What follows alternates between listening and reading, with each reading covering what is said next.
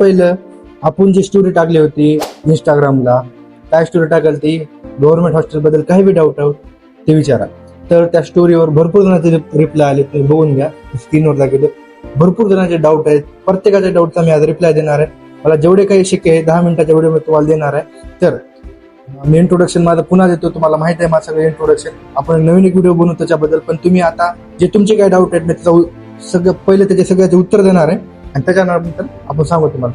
तर सर्वात पहिला डाऊट असा आहे की दादा 12th पर्सेंटेजची किती रिक्वायरमेंट आहे गव्हर्नमेंट हॉस्टेल लागण्यासाठी. मी सांगतो तुम्हाला जर 12वीला 50% वरी मार्क असले तर तुमचे चान्सेस लागायचे आहेत.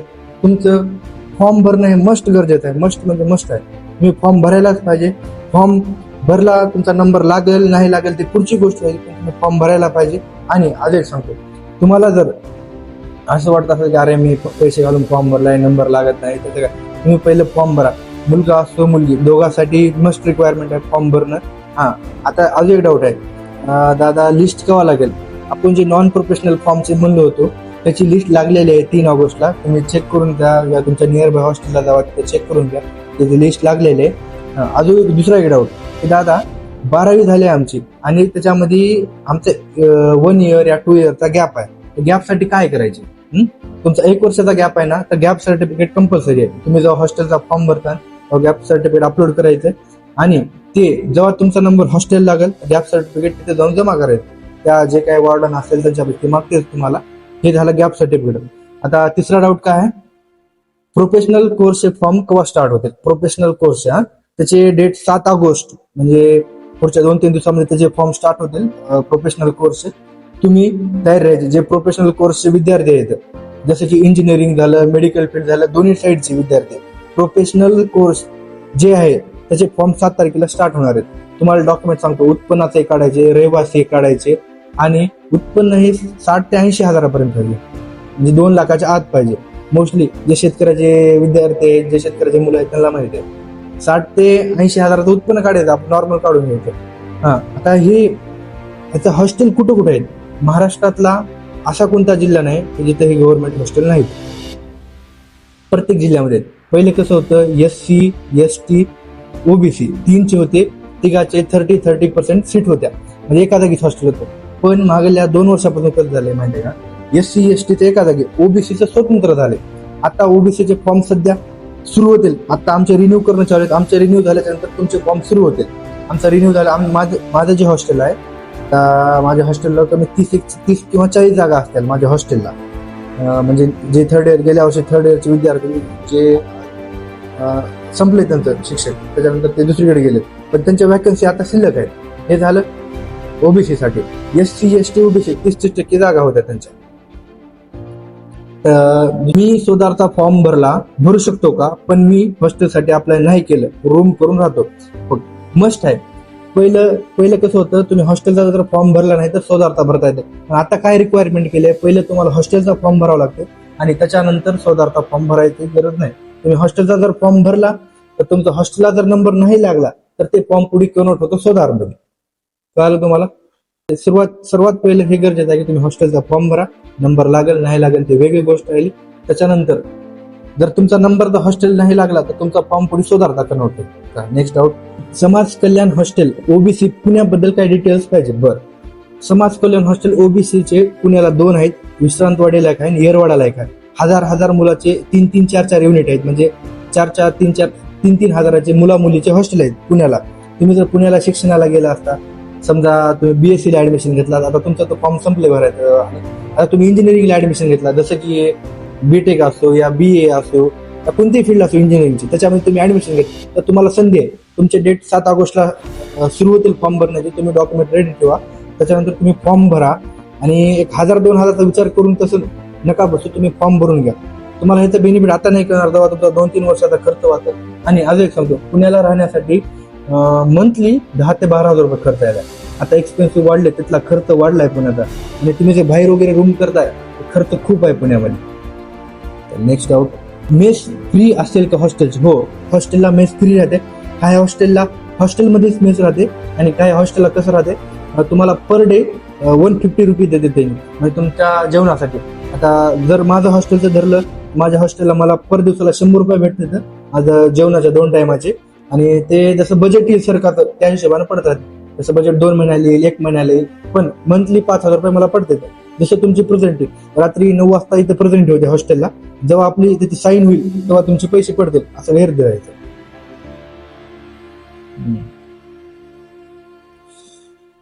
भाऊ, हॉस्टेल फॉर्म कधी सुरू होतील प्रोफेशनल? मी डिप्लोमाच्या 3rd इयरला आहे, मी अप्लाय करू शकतो का?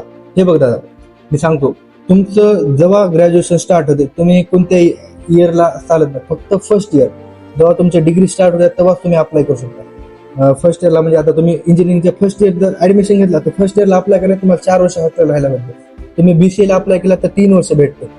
पहिल्याच वर्षात अप्लाय करायचं. तुम्ही अप्लाय करताल सेकंड इयर या 3rd इयर नाही जमणार, तुम्ही BCA ला अप्लाय केलं तर BCAच्या पहिल्याच वर्षाला अप्लाय करायचं. सेकंड इयर 3rd इयरला अप्लाय करायला जमतच नाही. त्याचे नियम असे आहेत.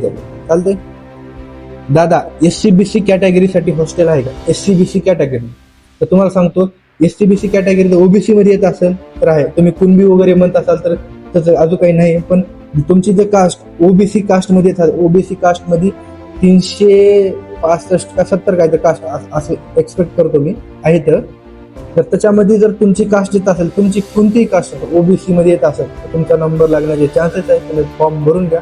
फॉर्म भरणं खूप गरजेचं आहे.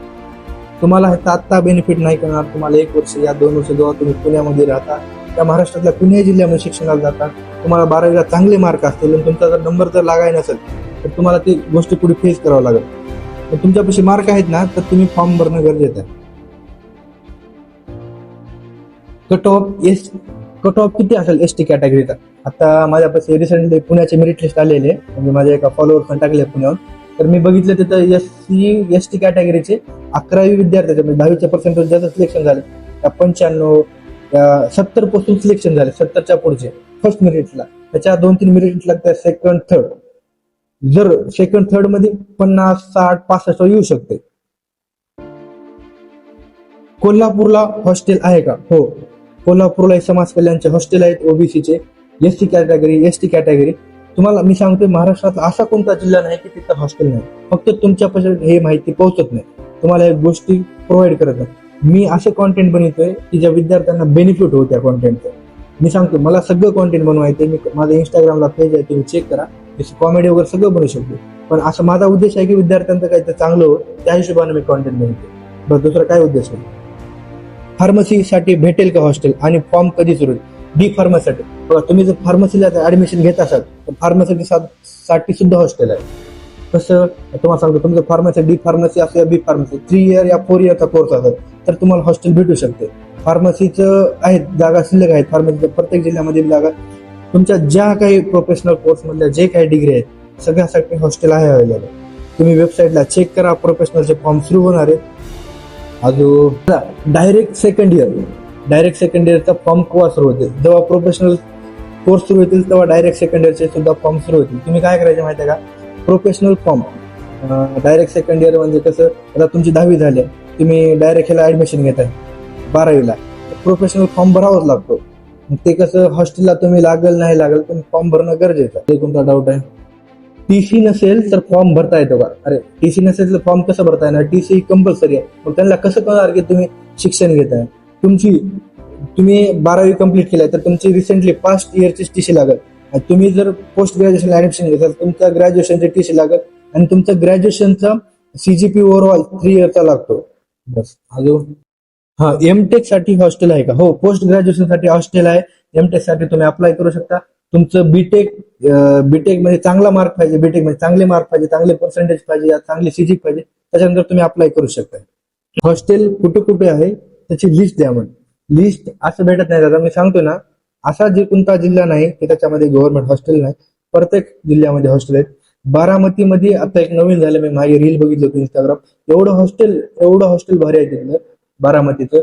त्या हॉस्टेलमध्ये जिम आहे, लॅब आहे, प्रॅक्टिकल साठी लॅब आहेत, रीडिंग रूम आहेत आणि सगळ्या गोष्टी आहेत. CCTV फ्री, एकदम गव्हर्नमेंट फ्री मध्ये प्रोव्हाइड करते तुम्हाला.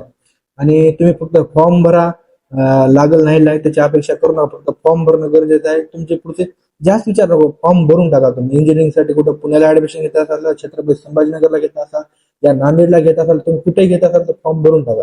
चला, मी काय असे काय डाऊट सांगितले. अजून नेक्स्ट व्हिडिओ राहिलेले काय डाऊट सांगतो. आता व्हिडिओ जास्त टाइमचा होईल. आणि चॅनलला सबस्क्राईब करून घ्या. तुम्हाला सगळे अजून काही जे काही डाऊट असेल तुम्हाला मी अजून एक स्टोरी टाकेल काही दिवसामध्ये, तुमचे सगळे डाऊट क्लिअर करत. तर मला